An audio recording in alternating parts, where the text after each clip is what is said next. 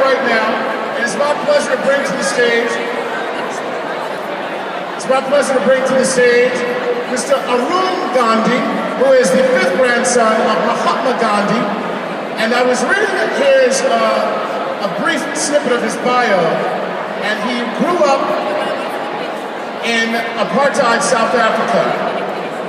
And he says that he was beaten by the whites for being too black and beaten by the blacks for being too white. To which I felt, welcome to my world. That has pretty much been the story of my entire life. Ladies and gentlemen, please welcome Mr. Arun Gandhi. Woo! Yes.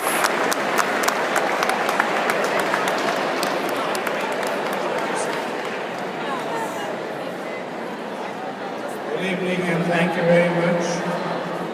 It is a great pleasure to be here on this very auspicious day to celebrate Madiba's birthday. He has given us a legacy of hope, and my grandfather gave the world the legacy of love. And I think it's very important for us to cherish these legacies and pass them on to the next generations. I am happy that this organization, Legacy of Hope, is doing such wonderful work in helping the little children of Africa who are suffering because of lack of medical facilities. I know about this. I know about the pain and the agony that the people in Africa suffer because I was born there. And I lived there for 22 years. And my parents were very concerned about this, very concerned about the situation in Africa. And in a little way, they would get volunteer doctors from the city of Durban to come out into the country, into the villages and the towns, small towns, and provide medical facilities to African people and African children. So I grew up with this and I know about it. And I know that we all have a responsibility. As I said, my grandfather gave us a legacy of love. And in order to pass this legacy on, I have been taking groups of people from here on a Legacy of Love tour of India to see what my grandfather did and what his philosophy of nonviolence means for all of us today. And I want to share with you something that happened a few years ago when I had a bunch of young women from Wellesley College who had come on the tour, and they were warned that this was a very modest tour, that we would be traveling by bus and train, and we would be visiting villages and slum areas, and so they should not expect all the luxuries. But all the warnings that we gave them were not enough, because the reality was very different. And after about 4 or 5 days of this kind of traveling by bus and dust and all of that, many of these women were getting a little antsy and wondering when were they going to be able to sleep in a proper bed and have a shower and wash their hair and all that. And they were grumbling among themselves, but loud enough for me to hear.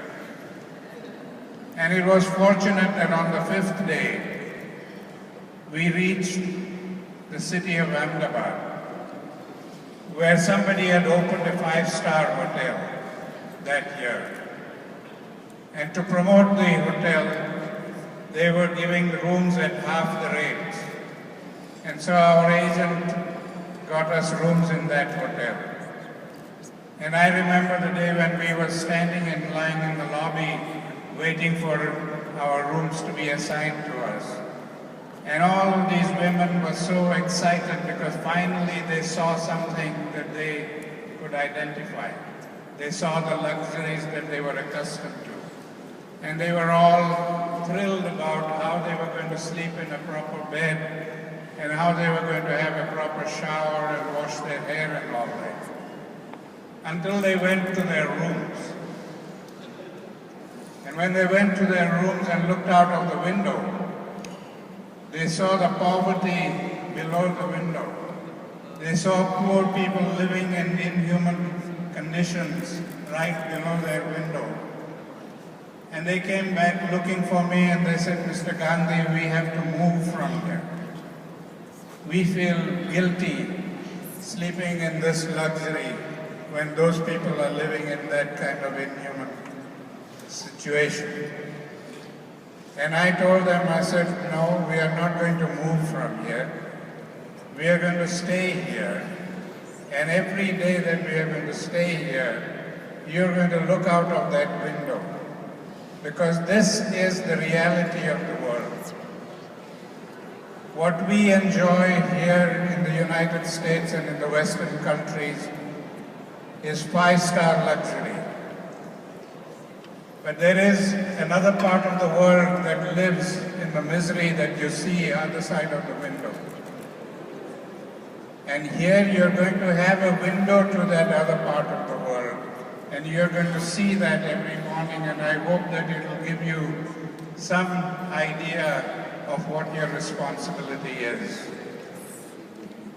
I don't know whether they learned a lesson from that or not. But I think there is a lesson in that for all of us to learn. That we cannot shut out that part of the world because we don't have a window to see that. It is our responsibility to see that the whole world lives in peace and harmony, not just us in one country or one part of the world. All of us need to live in harmony. It's only through that. It is only through bringing peace and harmony to the whole world that we can live in security and peace. So this whole question that we can be secure in our nation by building an army and weapons of mass destruction will not keep us secure. If one part of the world is going down the tube, we are going to follow them too. However powerful we may be and however rich we may be, we will not be able to secure our part of the world if the rest of the world is going down. So the only way we can enjoy security in this world is for all of us to share and to ensure that everybody in the world gets a decent life and a peaceful life. And I hope that all of you today here and all the people outside will recognize this and support this cause of hope with all your belongings and all your